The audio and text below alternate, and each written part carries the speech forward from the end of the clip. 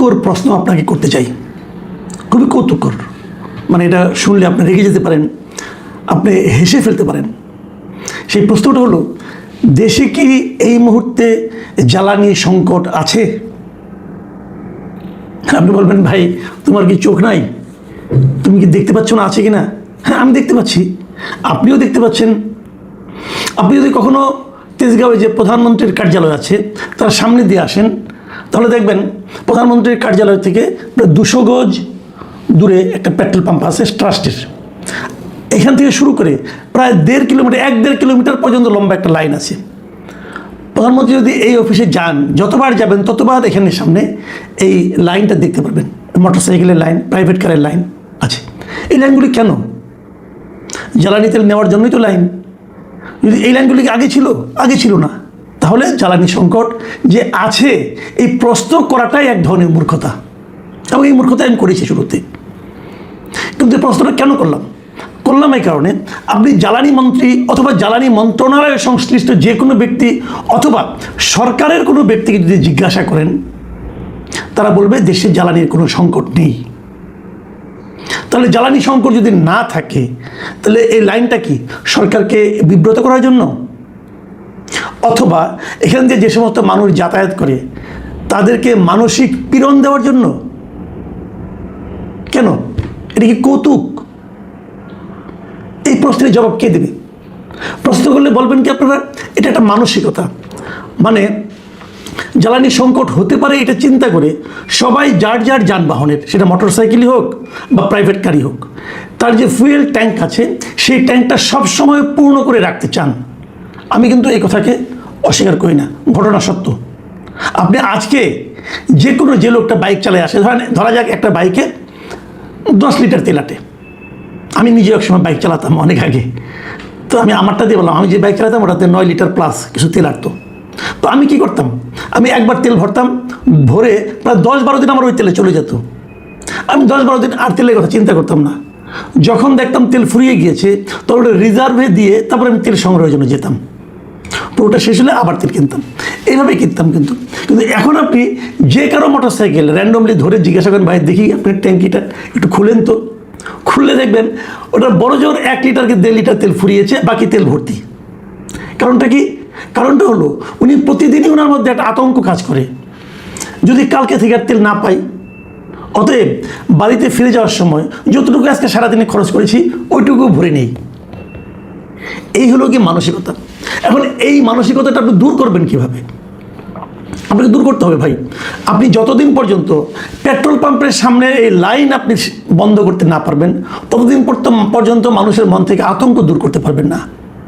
এটা দূর করার চেষ্টা করতে হবে। কিন্তু এটা এমন নয় যে এই সংকটটা কেবল বাংলাদেশে আছে। আমি এই দূর করার পদ্ধতি নিয়ে সম্ভাব্য একটা প্রস্তাব দেবো, একটু পরে দিকে দিচ্ছি। আগে আমি অন্য দেশের কথা বলি। এটা এমন মনে করার কোনো কারণ নাই যে এটা কেবল বাংলাদেশেই। এটা এখন পৃথিবীর সব দেশেই চলছে জ্বালানি সংকট নিয়ে, জ্বালানি নিয়ে টেনশন চলছে। কারণ মধ্যপ্রাচ্য যুদ্ধ যেটা হচ্ছে, ইরানের সঙ্গে ইসরায়েল এবং যুক্তরাষ্ট্রের যে যুদ্ধ হচ্ছে, যে যুদ্ধটা আমি মনে করি ইরানের উপর চাপিয়ে দিয়েছে যুক্তরাষ্ট্র এবং ইসরায়েল মিলে, ট্রাম্প এবং নেতানিয়াহু মিলে। সেই যুদ্ধের নেতিবাচক ফলে সারা দুনিয়ায় এখন অর্থনীতি নড়বড় হয়ে গেছে। এমনকি খোদ যুক্তরাষ্ট্রেও এটা নিয়ে নানা ধরনের প্রতিবাদ হচ্ছে, সেখানেও কিন্তু জ্বালানি তেলের দাম বেড়ে গেছে। তো এর প্রভাব আমাদের মতো দেশে আসবে, এটাই স্বাভাবিক। কিন্তু ওদের পক্ষে এটা হয়তো মেনটেন করা সম্ভব, কিন্তু আমরা তো ছোট দেশ, গরিব দেশ, আমাদের জন্য সমস্যা। আমাদের সরকার এখনও বলেছে যে তারা দাম বাড়াবে না, কিন্তু দাম না বাড়িয়ে আসলে পারবে না। আমি জানি না সরকার কী ভাবছে, কিন্তু আমি নিজে থেকে যতটুকু বুঝি, দাম না বাড়িয়ে কোনো উপায় নাই। কারণ আপনি কোথা থেকে দেবেন বাড়তি টাকা? আপনাকে এখন সারা দুনিয়া থেকে বাড়তি দামে কিনতে হচ্ছে, কাজে আপনাকে তো বাড়তি দামটা আপনি কোথেকে দেবেন? সরকারের কি এত টাকা আছে? সরকার কোথেকে টাকাটা পায়? সে তো জনগণের কাছ থেকে পায়। কাজে জনগণের কাছ থেকে তুলে তারপরে ভর্তুকি দেওয়া, এটা নিজেদের সম্ভব হবে না। বরঞ্চ দাম বাড়াতে হবে, কিন্তু দামটা যেন এমনভাবে বাড়ে, এই জিনিসটা সরকারকে আমি অনুরোধ করবো। যখন দাম বাড়াবেন তখন আবার এটা বলে বাড়াবেন যে দাম যখন কমবে তখন আমরাও কমাবো। সারা দুনিয়ায় কিন্তু একবার আমার সারা দুনিয়ায় কীভাবে চলে সেই আলোচনা আমি করবো না, কারণ সারা দুনিয়ার মতো আমরা না। আমরা করি কি, যে কোনো কিছুর একবার দাম বাড়ালে আর কমাই না। কিন্তু যদি আপনার মধ্যে কমানোর মানসিকতা থাকে, তাহলে কিন্তু এই বাড়তি দামটাও সাময়িক সময়ের জন্য জনগণ গ্রহণ করবে। কাজেই দাম বাড়ান, কিন্তু সহনীয় পর্যায়ে রাখেন এবং সাময়িক সময়ের জন্য বাড়ান। যুদ্ধ চলে গেলে, পরিস্থিতি স্বাভাবিক হলে সেই দামটাকে আবার কমিয়ে আনেন। কিন্তু এখন যে সরকার দাম বাড়ায়নি, এটাও কিন্তু আমার কাছে খুবই লজিক্যাল মনে হয়েছে।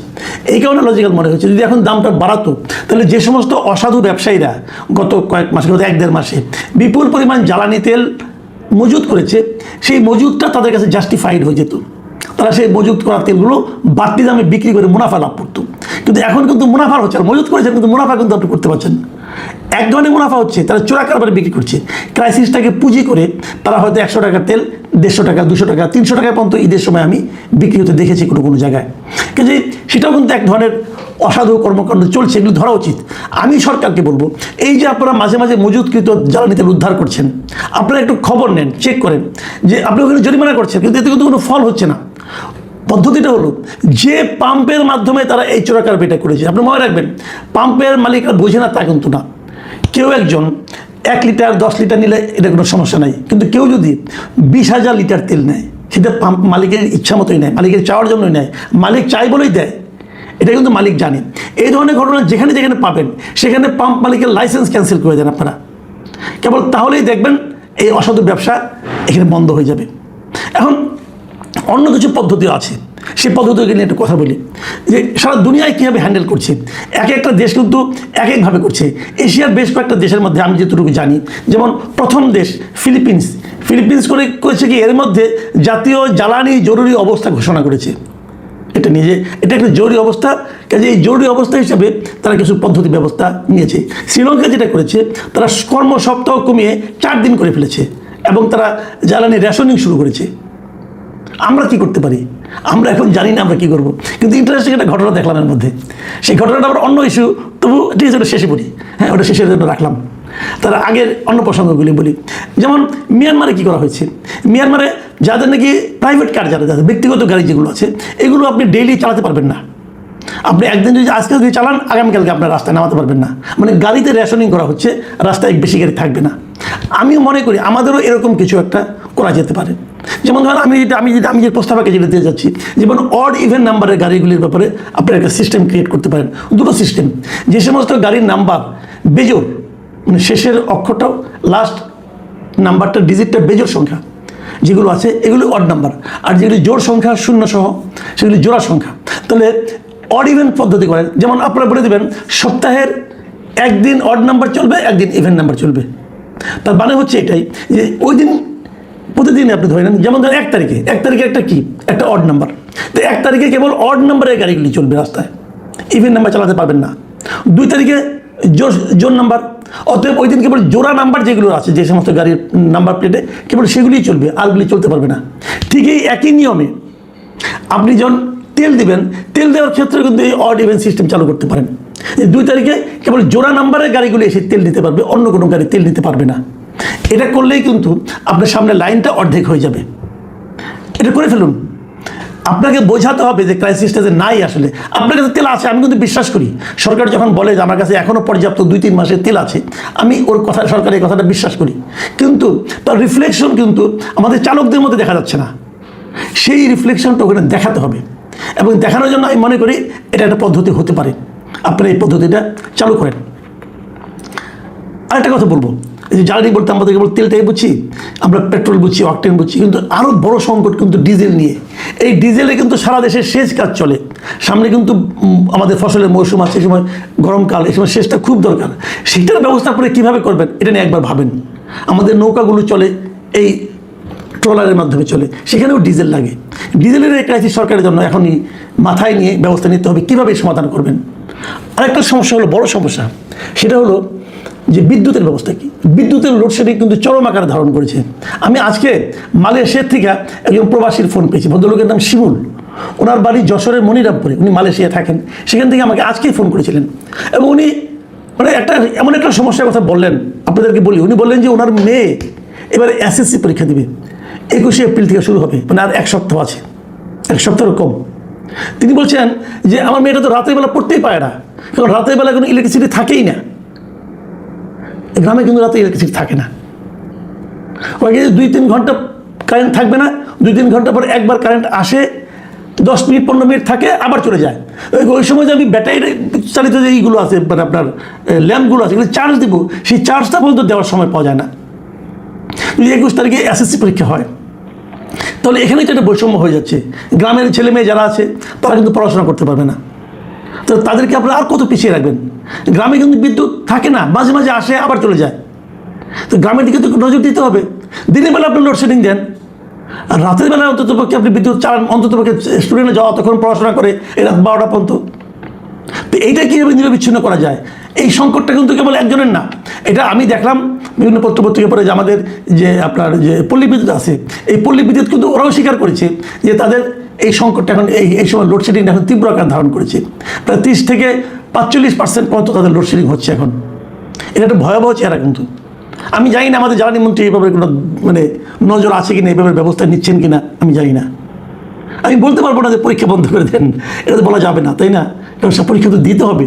আবার পরীক্ষা 1 মাসের জন্য বন্ধ করে দিবেন, তারপরে যে ঠিক হবে তাও তো না। কাজে যাদের নাকি পরীক্ষার্থীরা যাতে বিপদগ্রস্ত না হয় সেই ব্যবস্থাটা কিন্তু সরকারকে করতে হবে। বলেছিলাম একটা মজার কথা বলবো, সেটা বলেই শেষ করি। সেই মজার কথাটা হলো, আজকে হঠাৎ করে একটা নিউজ দেখলাম। সেই নিউজটা হলো আমাদের যে বার কাউন্সিলের ইলেকশন আছে, সেই ইলেকশনটা হঠাৎ করে বন্ধ করে দেওয়া হয়েছে। মধ্যরাত্রে একটা নোটিশ দিয়ে বাংলাদেশ বার কাউন্সিলের নির্বাচন বন্ধ করে দেওয়া হয়েছে, পিছিয়ে দেওয়া হয়েছে। কারণ হিসেবে কী দেখানো হয়েছে? কারণ হিসেবে বলা হয়েছে জ্বালানি সংকটের কথা।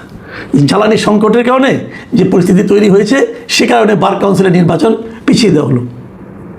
ভাই, জ্বালানি সংকটে তো সব কিছুই চলছে, তো বার কাউন্সিলের নির্বাচন হতে জ্বালানি সংকট কী সমস্যা করলো এটা ভাই আমি বুঝতে পারলাম না। নির্বাচন না করার ইচ্ছা হলে এরকম হয়। দেখুন, আমাদের জাতীয় সংসদ কিন্তু চলছে। জাতীয় সংসদের চেয়ে এত বেশি বিদ্যুৎ আর কোনো একক ভবনে হয় না। তো তারা তো বলতে পারতো জ্বালানি সংকটের জন্য কিছুদিন পিছিয়ে দিলাম, তাদের করেনি। বার কাউন্সিলের নির্বাচন পিছিয়ে দিতে হলো। হয়েছে আমাদের এখানে অনেকে হয়েছে, আমরা কিন্তু দেখেছি। কালকে আমি একটা কন্টেন্ট করেছিলাম যে কীভাবে নির্বাচনটাকে একা নিজের করায়ত্ত করতে পেরেছিল শরীয়তপুরের আইনজীবীরা, এরকম আমরা শুনেছি, তাই না? তো এখন এখানে আরেকটা অজুহাত দেওয়া হয়েছে। সেই অজুহাতটা হলো যে বিদ্যুৎ নাই, নির্বাচন করবেন না, করতে ভয় পাবেন, সেটা অন্য হিসাব। কিন্তু হেরে যাওয়ার ভয়টা সবারই আছে। কদিন আগে দেখলাম মাদারীপুরে নাকি সবগুলোতে হেরে গেছে। যাই হোক, তো এরকম নির্বাচন কিন্তু আরও অনেক জায়গায় হচ্ছে। আমাদের আমি বলি, আমি নিজে জাতীয় প্রেস ক্লাবের একজন মেম্বার। আমাদের জাতীয় প্রেস ক্লাবের নির্বাচন কিন্তু কয়েক দফা পিছিয়ে দেওয়া হয়েছে। প্রথমবার পিছিয়ে দেওয়া হলো যে নির্বাচনের পরিবেশ নাই। কেন পরিবেশ নেই বুঝতে পারলাম না। যখন তারা বললো নির্বাচনের পরিবেশ নাই, তার কয়েকদিন আগে আবার রিপোর্টার সেনেট ইলেকশন হয়েছে, ওটা হয় নিয়মিত, ওখানে কোনো সমস্যা নাই, এখানে পরিবেশ নাই। তারপর আবার কিছু মেম্বার টেম্বার করা হলো। তারপর আবার যখন নির্বাচনের ডেট ঘোষণা করা হলো, বলো ঈদের কারণে ঈদের পরে হবে নির্বাচন। ঈদ শেষ হয়ে গেছে, এখন শুনতেছি নাকি না এই তো হবেই না, আগামী ঈদের পরেও হবে না, সেটা যাবে ডিসেম্বরে। কেন? হেরে যাওয়ার ভয় থাকে অনেক সময়। যদি সেরকমভাবে হয়, আমি জানি না কোনটা কীভাবে হয়েছে। তো নির্বাচন না করার অজুহাত হিসেবে কিন্তু এই যে আপনার জ্বালানি তেলের সংকট, এটা আমার কাছে খুব অভিনব ঠেকেছে।